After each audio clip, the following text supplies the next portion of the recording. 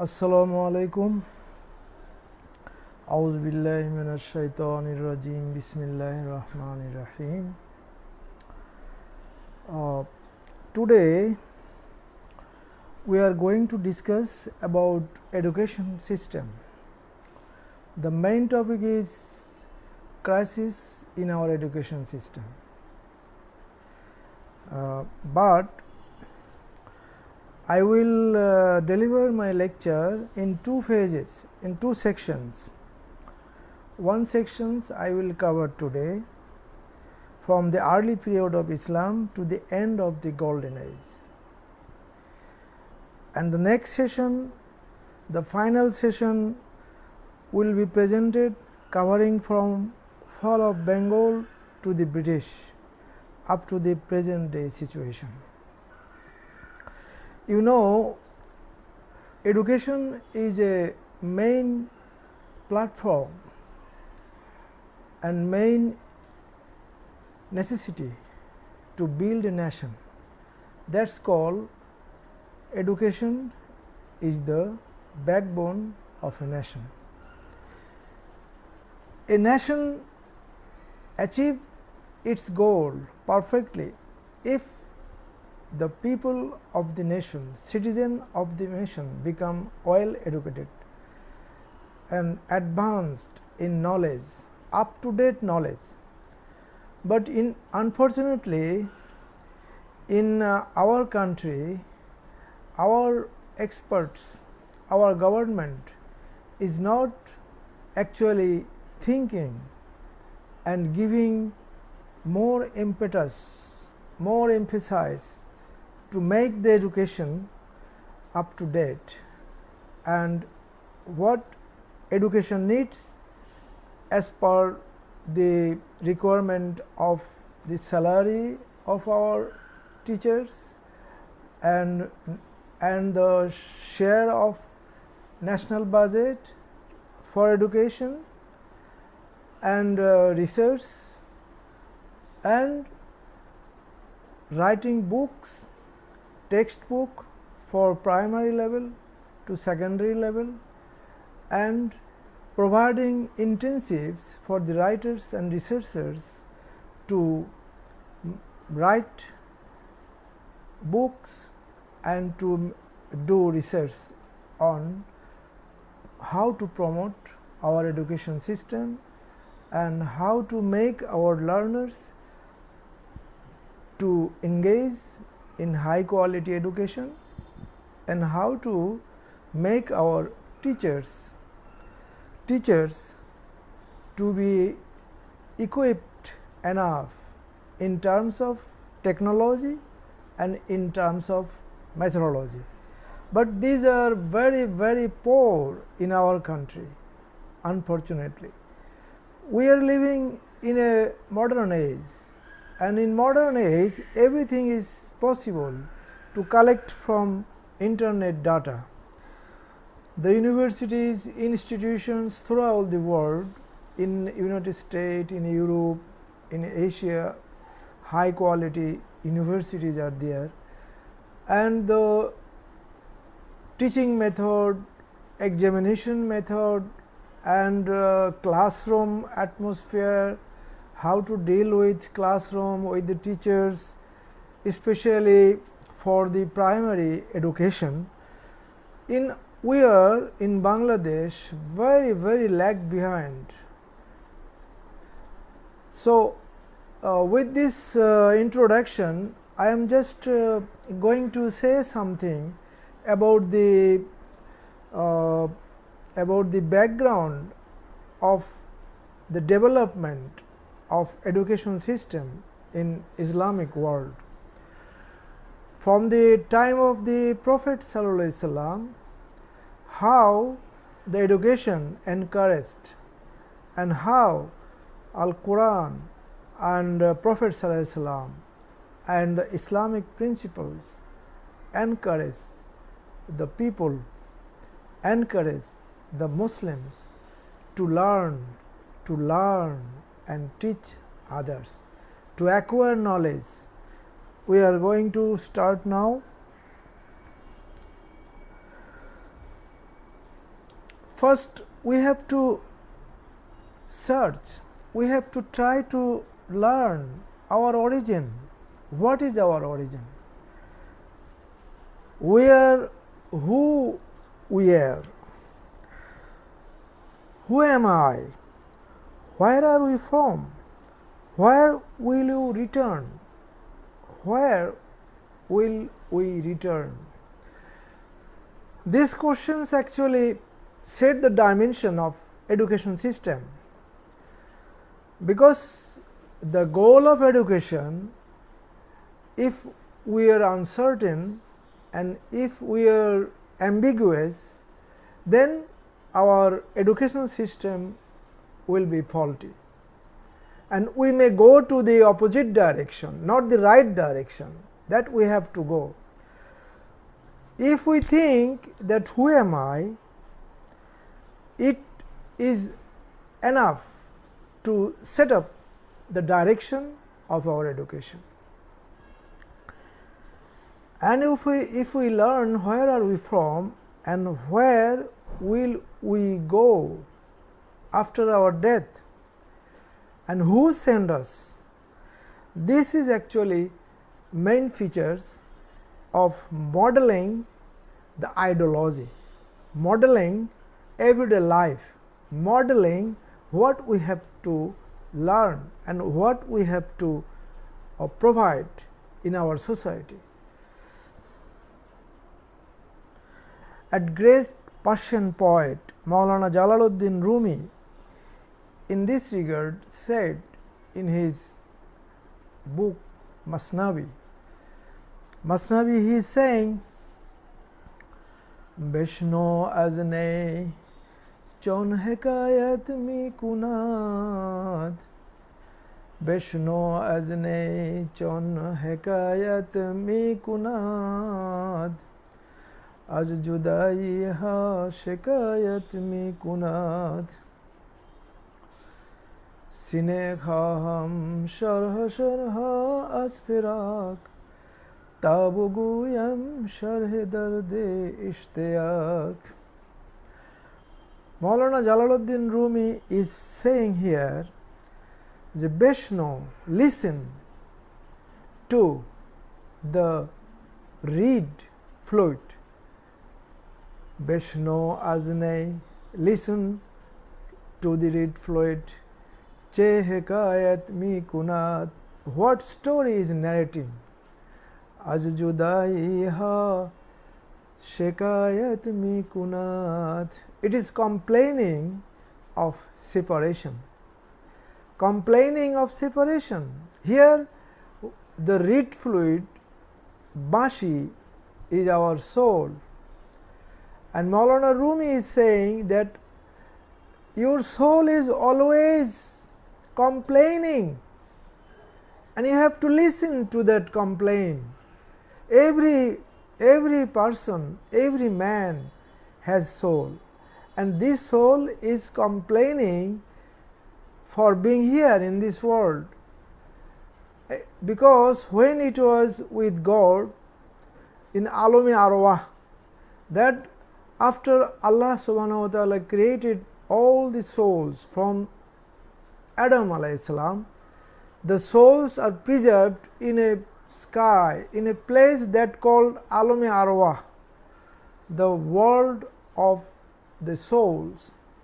And when Rumi is saying, look, this soul within your chest, this soul was in Alami Arwah, and when it was in Alami Arwah, then it was pure, it was not affected by anything, it was always remembering God, it was doing zikr, God, remembering God. But when the soul delivered to this earth, then it is doing mistakes. The human having the soul inside their body doing mistakes every time, and the satans are there, devils are there, evils are there, they are attracting the soul to do mistake, to go wrong and to harm the people, and this is the carnal self, nafs, the nafs, carnal self, nafs actually derailing people from the right path. The nafs actually compelling people, forcing people, that is the shaitan is working through the nafs, and we have the nafs is the abode of shaitan, and shaitan come through the nafs and attract the people to commit sins, to commit mistakes, to do harm for other people. So Rumi is saying, listen to your soul that is crying, for what? That for being within the body at this earth, and the body, the man, woman doing mistakes, doing misdeed, and the soul is crying, and soul is saying, oh God, I am not feeling well here, I was good, I was in better condition when I was in Alome Arwah with you. So this is Rumi also saying, try to understand who we are actually and where from we come. Rumi is saying, listen into the reed fluid, what story is revealing from painful separations, it is complaining.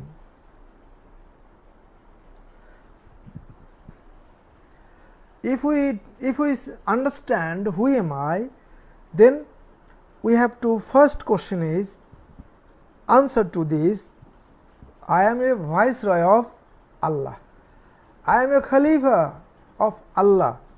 Allah said in Quran, inni ja'ilun fil ardi khalifa, and I have some political duties. If I am a Khalifa, then I have some duties, I have some political duties. Then what Khalifa should do, what the representative Allah, God should do, should take care of his society, should take care of the people in this earth, to make a sustainable development, to make peace and harmony among the people, and remember God at the same time.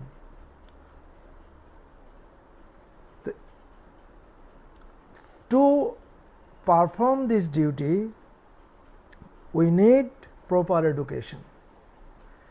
Here is education, we need proper education.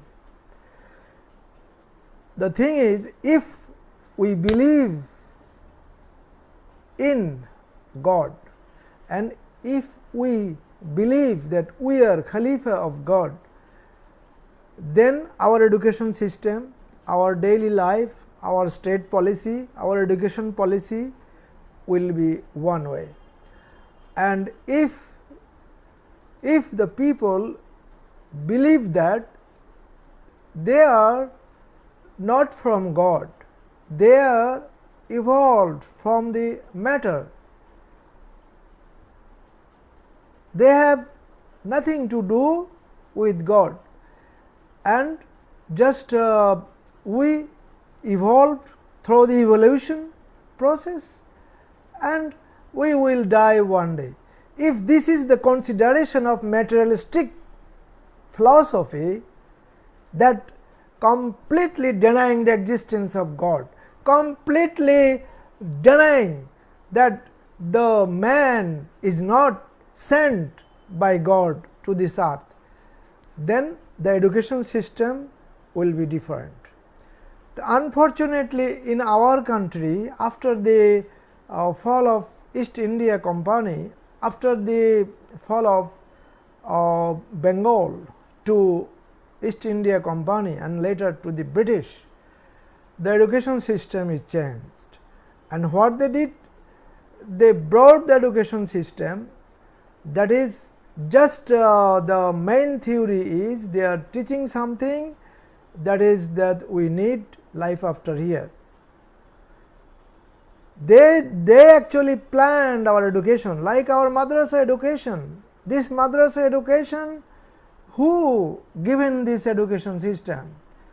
given madrasa education, the British in Calcutta Aliyah Madrasa they established, and they selected the syllabus, and they selected only those sections of Hadith, Bukhari, Muslim, just those related to Akhirat, light after here.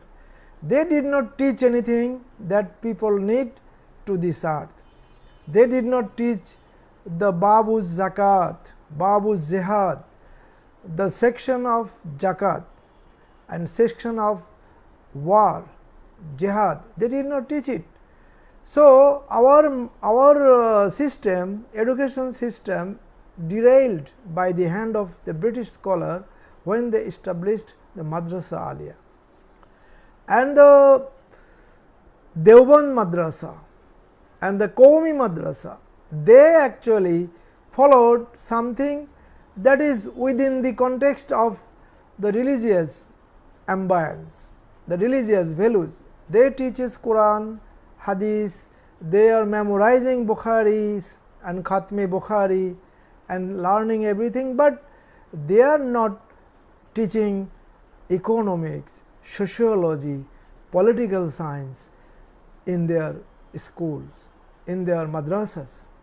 So, these actually derailed the Qawmi sections and the Aliyah sections. Both sections actually lost its final way, final goal after the destruction of Mughal in Bengal. So, this proper education, that is medieval period, that was the model education system for the Muslims and for the world. As I said in my previous lecture, that the medieval period that begins from 7th century and ends to 17th century, and these 1000 years, the madrasa, there were no schools, colleges and university, there were madrasas, and the mullah and the ulamas, they actually attained the quality of philosopher, mathematician, poet, historian, geographer and commentator of Quran, tafsir. And this madrasa produces Al-Biruni, Al-Khawarizmi, Ibn Sina. Madrasa education was like that, and there were no division between madrasa and general education. And around the whole 1000 years, the establishment of Baitul Hikmah by Caliph Mamun, the son of Harun al-Rashid, Abbasid Caliph, he established Baitul Hikmah, the house of wisdom. And this Baitul Hikmah, what for established? To translate into Arabic from all the sources of knowledge available in that time, from Greek knowledge, Greek philosophy, Greek mathematics, Greek science, astronomy, they translated into Arabic. And from other, even from Indian history, Indian books, philosophy, they also translated that. So, and later on, based on the Baitul Hikmah, based on their contribution, their writing up, they have written thousands of books.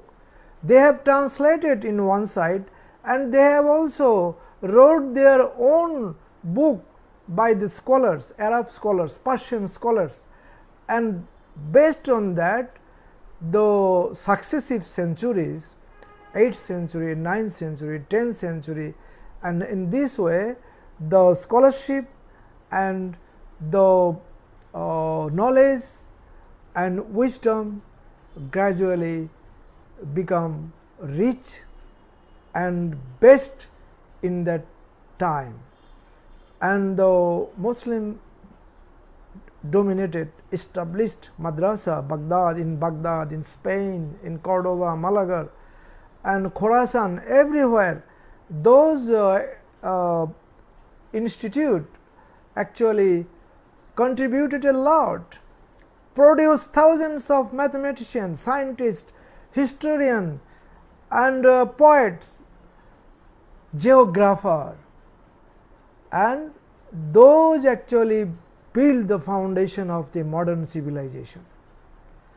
But what happened when the modern civilization came? Then the whole Muslim world, they lost their glory.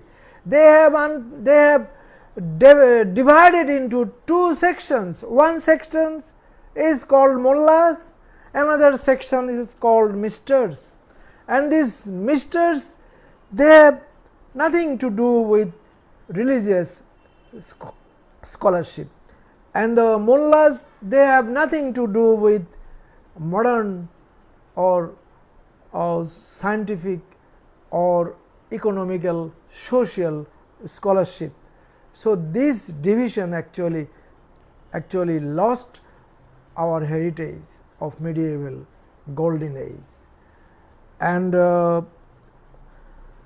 so keeping all these decadence dilemmas, we have to consider with deep thoughts how we can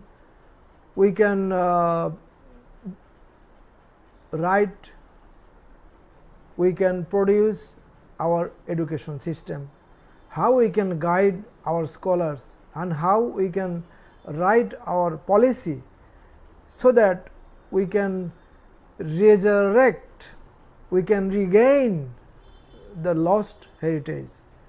And we have to try to make a link between the misters and mullahs, between the universities, colleges and madrasas.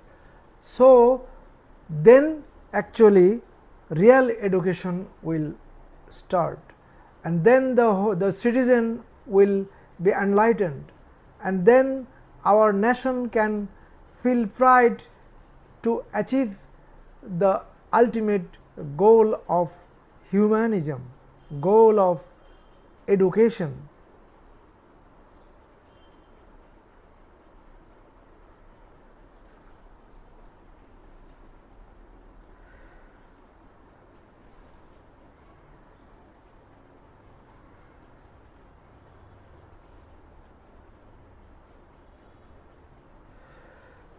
Education philosophy of Islam at a glance, if we say, the educational philosophy of Islam aims for a holistic development of the individual, integrating spiritual, intellectual and moral growth to fulfill the human roles as a Khalifa, vicegerent of God on earth. It appeals upon the Quran and Hadith, highlighting the acquisition of knowledge for both worldly and spiritual success, nurturing ethical behavior and promoting a deep sense of purpose and responsibility in students to contribute positively to society and attain success in both here and after life and hereafter. Educational philosophy of Islam led to emergence of the era of enlightenment in the medieval period. As I just hinted in my introduction, that the Muslim education system actually enlightened the whole world, and during the 1000 years they developed the model of psychology, philosophy, history, poetry, commentator of Quran and historiography, geography, everything, all fraction of knowledge was developed by the pens and thoughts of Muslim scholars. Education philosophy of Islam led to emergence of the era of enlightenment in the medieval period, and this contribution actually helped derive the era of enlightenment.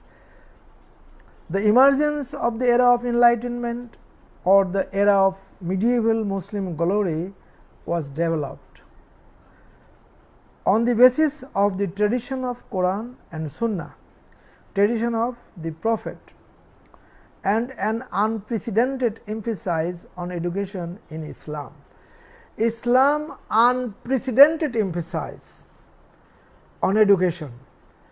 Why the within very short period of time, within 1 or 2 centuries of Islam, emergence of Islam, the era of enlightenment begins, because Islam, Prophet ﷺ and Al-Quran encouraged people to learn, to study in depth, as Allah said, "Allazina yatafakkaruna fi khalqis samawati wal ard qiyaman wa qu'udan wa ala junubihim." The Quran says those who are thinking, contemplating, yatafakkaruna, those are thinking deep about the creation of the universe, the skies and the earth, and deep thinking, and finally saying, "Oh God, you did not say it in vain." That in my previous lecture I have explained this verse of Quran in depth, the how Quran justified the every creation has reason. There is no creation without reason. Like Quran mentions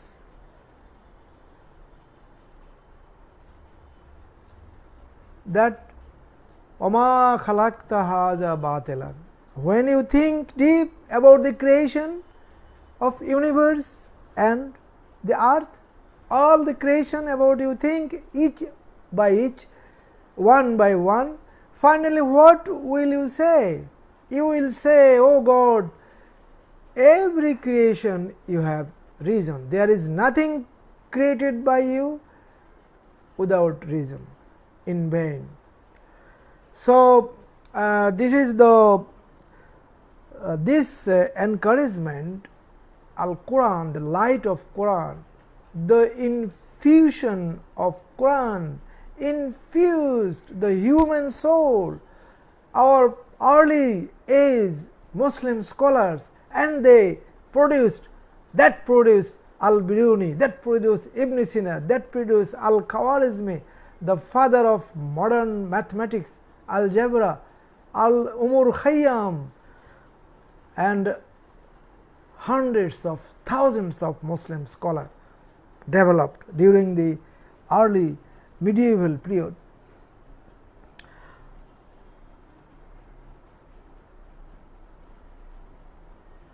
As Prophet says, pursuing for knowledge is compulsory religious duty for all Muslim men and women. Prophet ﷺ said that pursuing knowledge, learning knowledge is compulsory religious duty. It is first for all Muslim men and women.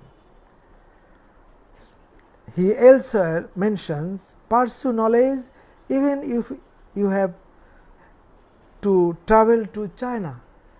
Rasul said, if you have to search for knowledge, pursue knowledge, you have to be after knowledge, even if you have need to go to China, then you go and acquire knowledge.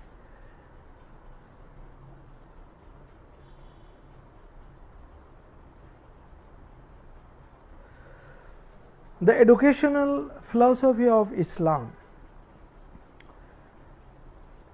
To understand the understanding of the verses of God and the sayings and deeds of the Prophet, thus to envisage the educational philosophy of Islam, one should try to, how can we understand the educational philosophy of Islam. To understand educational philosophy of Islam, what to do? Delve deep into the understanding of the verses of God in Al-Quran. Delve deep, give deep attention to understand the verses of Al-Quran first, with its inherent background, the related background, with related background and sublime magnificence and its beauty, and study the sayings and deeds of the Prophet. Study what Prophet said, the hadith, and what Prophet did with their philosophical, political and spiritual dimensions. Study with its political dimension, philosophical dimension and spiritual dimension. Islam emphasizes on education and learning. Therefore, Islam emphasizes on education and learning, and the first verse revealed in Quran begins with the word read, Iqra, read. In the name of Lord who created, Iqra bi-ismi rabbikal ladzi khalaq. The philosophy of education and learning in Islam. The philosophy of education and learning in Islam is to understand God and His creations in general, and the characteristics, embodiment of the values and virtues of scriptural doctrine and prophetic missions to uphold humanism, justice and equality, to ensure a welfare state. Consequently, since the early days of Islam, education have been getting special attention. Understand God and His creations in general. Educational philosophy. What is educational philosophy? As I said in my introduction, understand your path. Where are you from? I said there are two paths. One is path bring you to God, to heaven. Another path bring you to devil, to materialism and to dozokh, Jahannam, to hell. There is a path of heaven, behest, and path of hell, Jahannam. So, we believe in God, and we are sincerely trying to follow the path of God, Siratul Mustaqim, and this is the educational philosophy of Islam, prime philosophy of Islam. Try to understand God, Allah, and creation and its creation in general, in broader sense, and the characteristic embodiment of the values and virtues of scriptural doctrine and prophetic mission to uphold humanism. And you have to learn about prophetic mission, prophet's life, his works and his everyday situation you have to learn, and scriptural doctrine and what the revealed book, Quran and other books said, and what prophet did. All this you have to make an embodiment together, and you have to try to understand in a composite form everything. For what? To uphold humanism, justice and equality, and to ensure a welfare state. Welfare state, a good state, a state that have peace and harmony, that have equality, exploitation free state. That is actually prime philosophy of education and learning in Islam.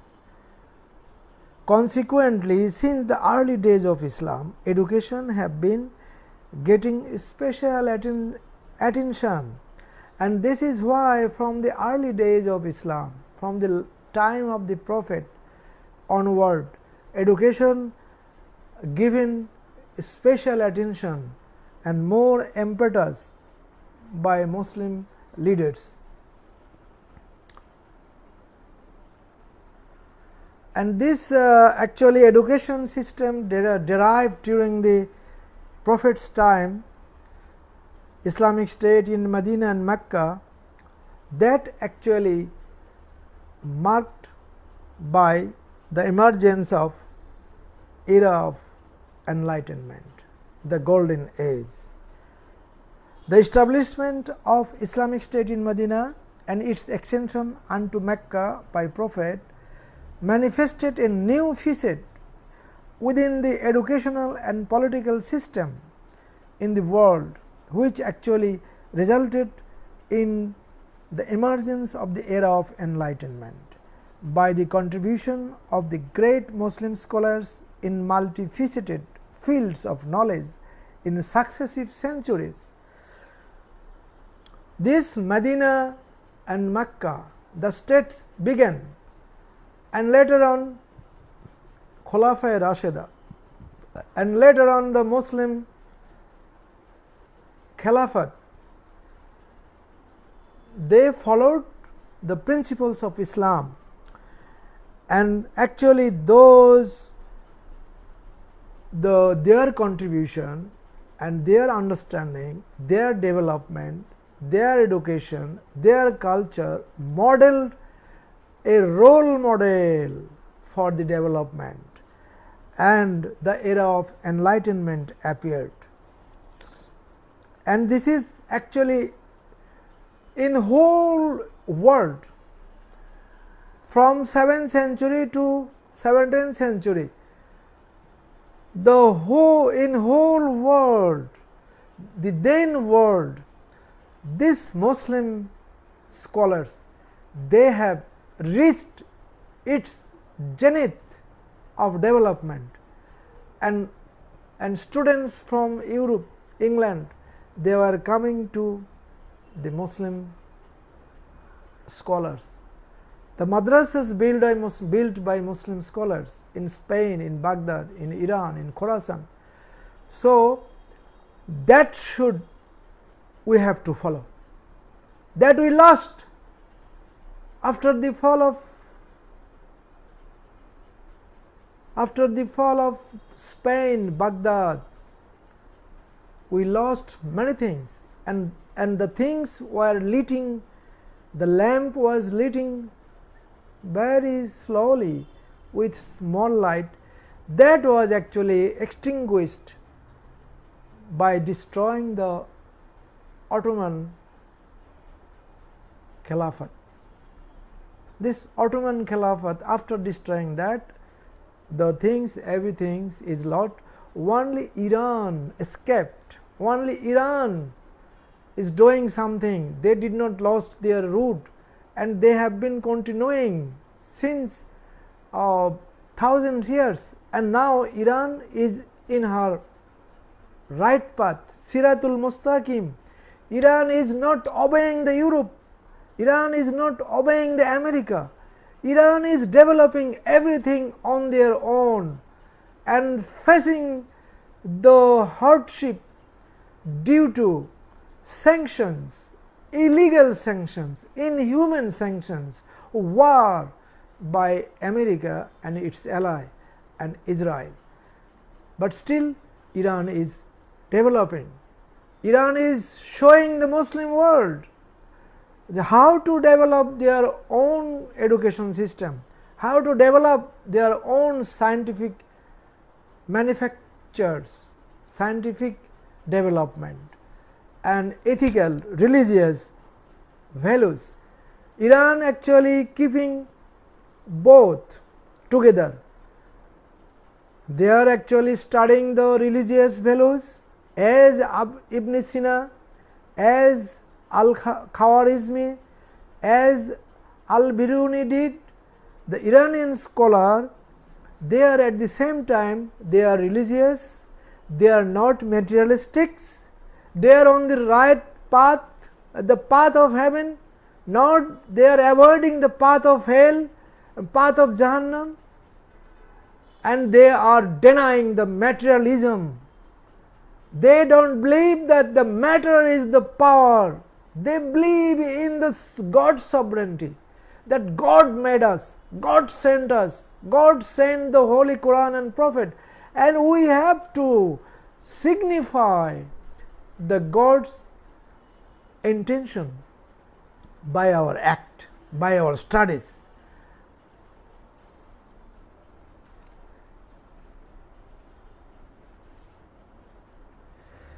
Islamic golden age, a beacon on the horizon of knowledge and wisdom. Subsequently, Islamic golden age appeared as the beacon, as the light on the horizon of knowledge and wisdom, as well as led the whole world, especially in the fields of science, philosophy, history, medicine, religion, literature and culture, from the early Islamic period until the end of 17th century.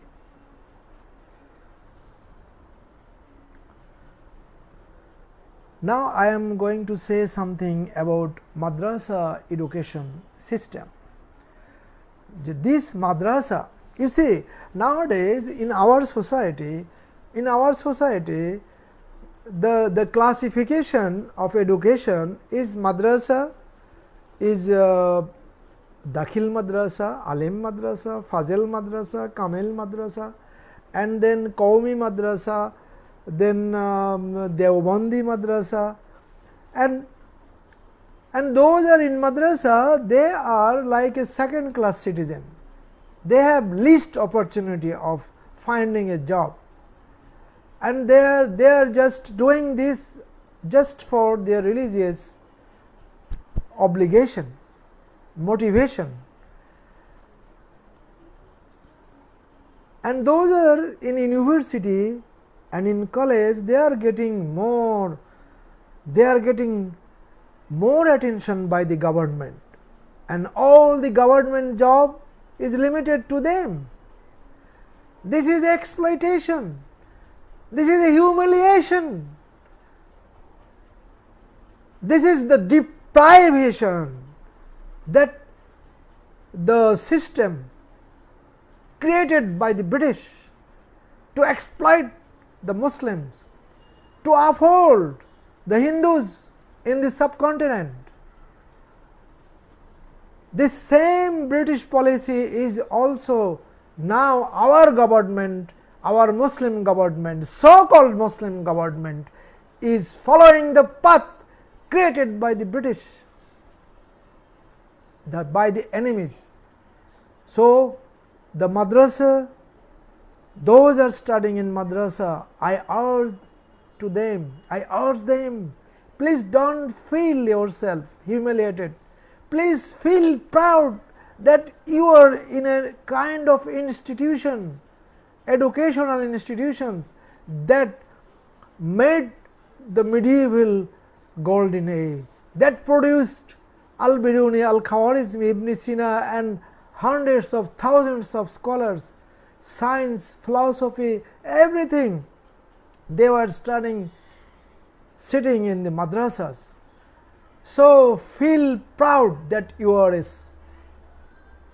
student of madrasa, and feel shame the government, the education policy, who are making the education policy in the name of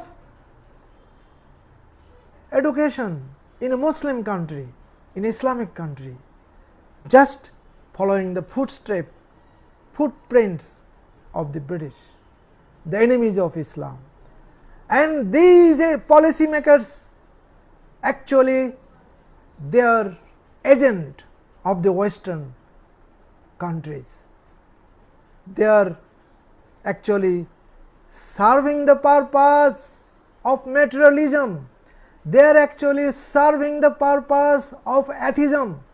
They are actually serving the purpose of enemies of Islam, who destroyed the Muslim Ummah, who made the division among the among the education in Muslim Ummah by general education and by madrasa education. No problem. Madrasa education can be remain independent, but why you are not taking care of them? Make them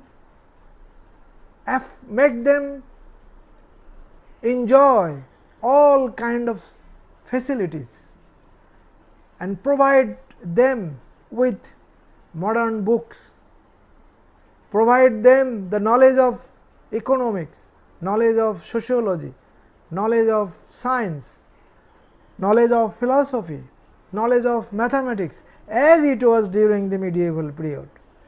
So,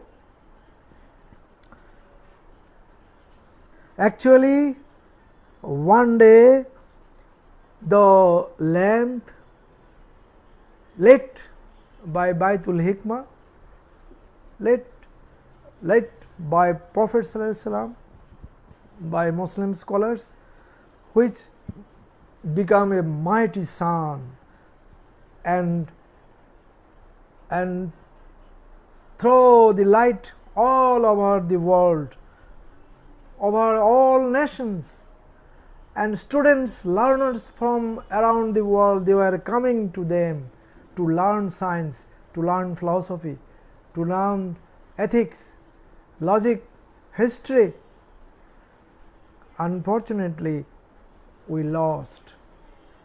We have lost, and unfortunately all those destroyed by our enemies, and they are not letting us to develop, to resurrect the Ummah, to regain our heritage, and to restart to reform our education system in perfection, to create perfect man.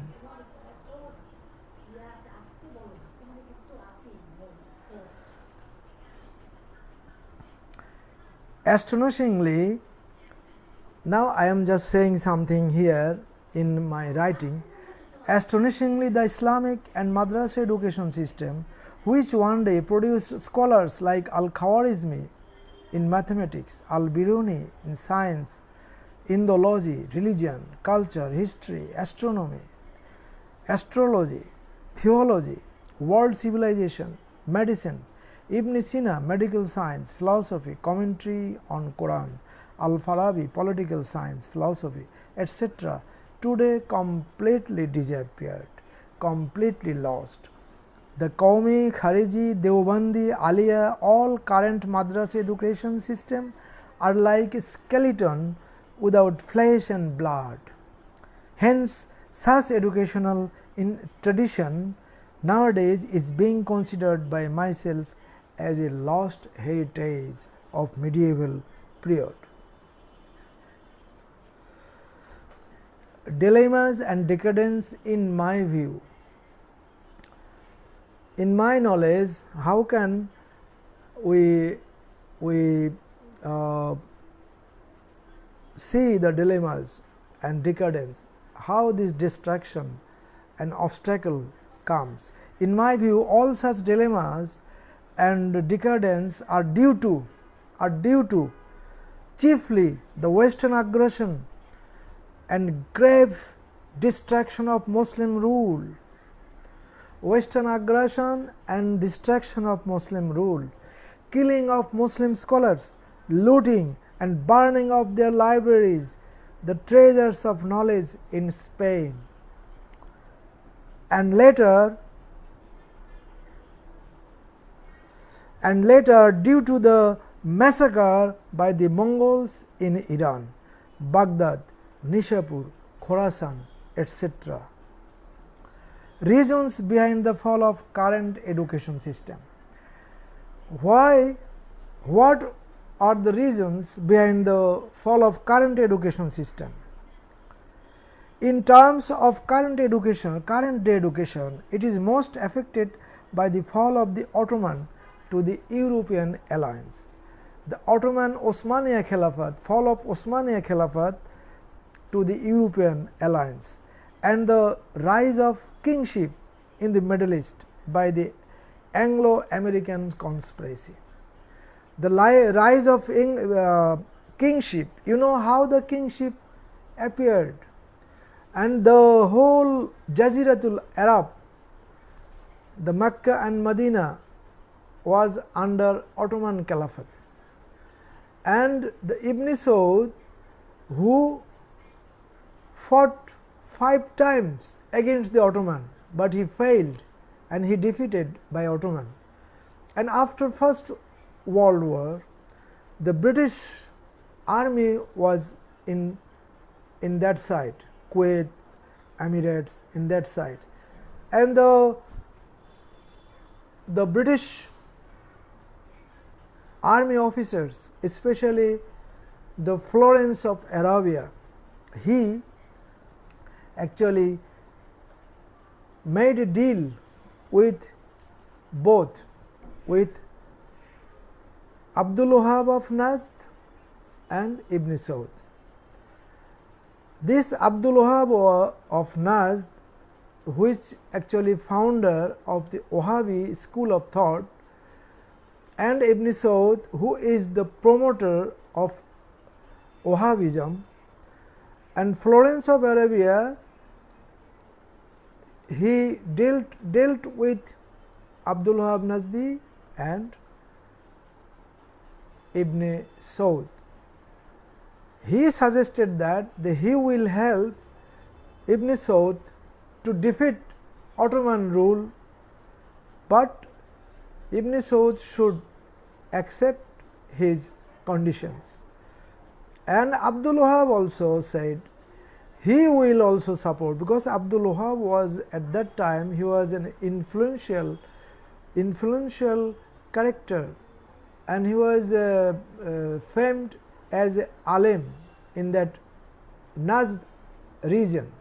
And he also said, Ibn Saud, that I will also support you if you accept my idea of thinking, my interpretation of religion, then I will support you. And Ibn Saud agreed with both the Florence of Arabia and Abdul Wahab. And then the British army deployed beside Ibn Saud's army, and finally Ottomans, they defeated by these joint forces, and the kingship initiated. And this kingship actually initiated by a conspiracy, and by the British conspiracy, Anglo-American conspiracy, and Wahhabi conspiracy. And by this way, the Jaziratul Arab, the land of Prophet Hazrat Muhammad sallallahu alaihi wasallam, it is also they changed. Ibn Saud not only established the kingship following the rule of Yazid and Muawiyah. Actually, Muawiyah established the kingship for the first time, and in this 20th century, this Ibn Saud established kingship, and now this Saudi Arabia, along with other small Arab states, they all are abide by the principles of the Western, especially American informers, American interest, and they have been serving Israeli interest for decades, for more than 40 years, and by these 40 years Israel now become a haughty state, become powerful state under the shadow, umbrella of US. And now when Israel attacked even when Israel attacked Iran, these Arab states, this Morocco, this Saudi Arabia, they opened their skies to fly Israeli jet to bomb Iran. Jordan opened it. Jordan, Iran's missile throwing to Israel, Jordan, many of them destroyed in the sky by its fighter jets and missiles. So, this creation of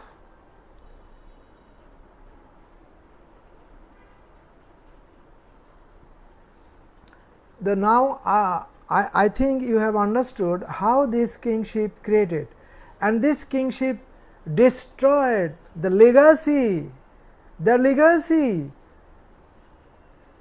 we hold from golden era, from 7th century. They destroyed it, and Ibn Saud established a fresh kingship. And you know how the modern period, how the prince and the amirs and sheikhs, how they are performing their daily life, completely betraying the values of Islam, completely betraying the tradition of Prophet ﷺ and his companions. And that is why the lost glory lost. And after the destruction of Osmania Caliphate in Turkey by Kamal Pasha, another devil force, the knowledge related to medieval period completely lost. And what Kamal Pasha did, a very dangerous, that he changed his letter of his book.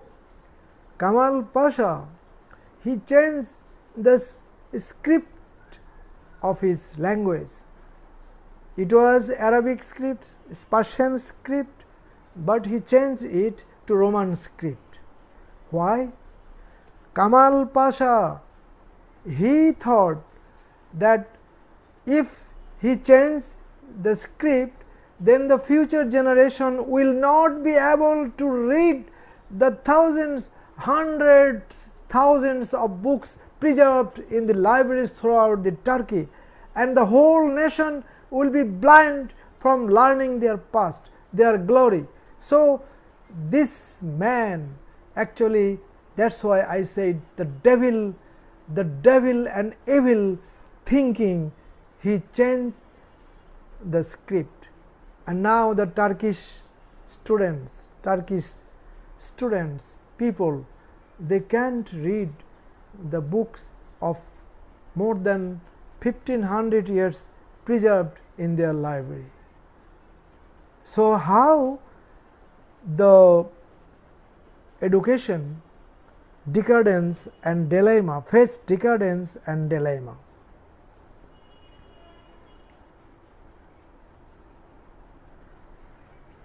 However, to save the real spirit of Islam and its virtual morality and ethical values as well as socio-political dimensions, we have to rethink about the present dilemma and take initiatives to resurrect, to revive the lost heritage of the Islamic education system.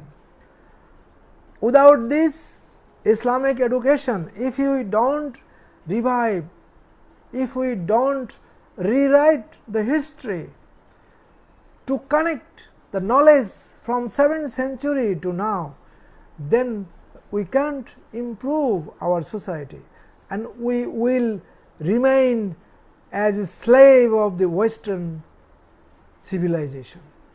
We will remain as the slave of materialism.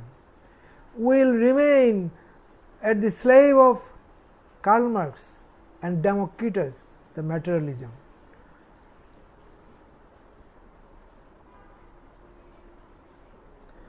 Then what should be the education system focus on? The education system should focus vehemently, strongly on the spirit of the political philosophy of Islam, which transfigure human being with the value of the relationship between human and divine, between human and God, signifying them as the real viceroy of Allah. And by this way, what should do? Human being become the real Khalifa of Allah, viceroy of Allah, representative of Allah, as Allah said, Inni ja'ilun fil ardi khalifa, as well as to direct the people of the world towards the right path, Siratul Mustaqim. Our education system should signify, should be restructured by a way so that it can link us with the medieval education system, medieval knowledge, and it can link us, our soul, with our Creator God, and it can lead again. We can lead, we can throw lights like medieval period to all over the world. We can attract the attention of scholars from all over the world. That should be education system we have to focus on. Islam as a first hand knowledge of everyday life, and Islam as a first hand knowledge. As we know, Islam is not a mere religion, but it is a complete code of life, as a complete code of life. As we know, therefore, Islam needs to be understood as a first hand knowledge of everyday life.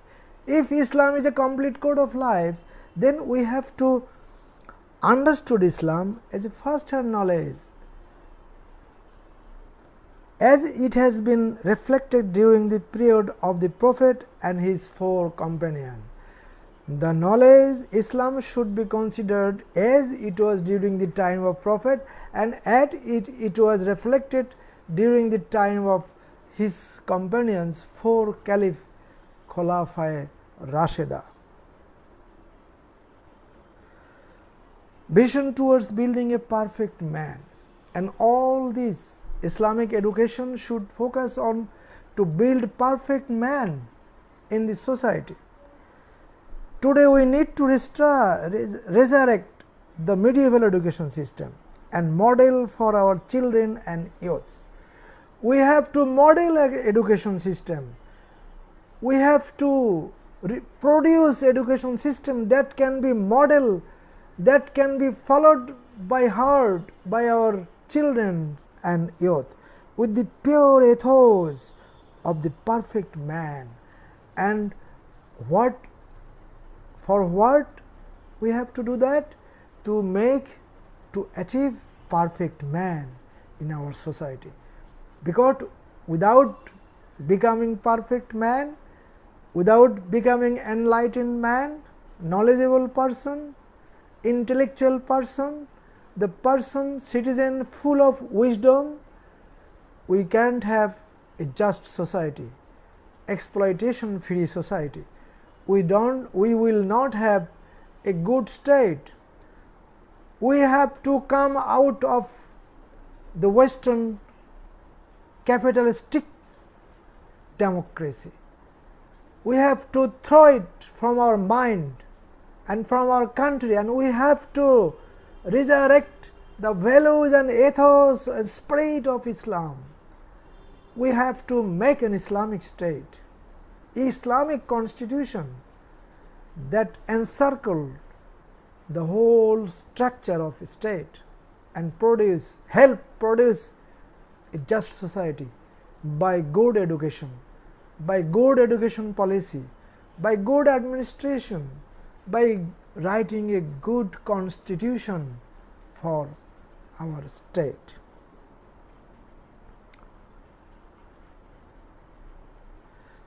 Here I am concluding my lecture today, and the final part of our today's lecture topic will be delivered in our next lecture to be held on Tuesday, the 21st of October at 9 p.m.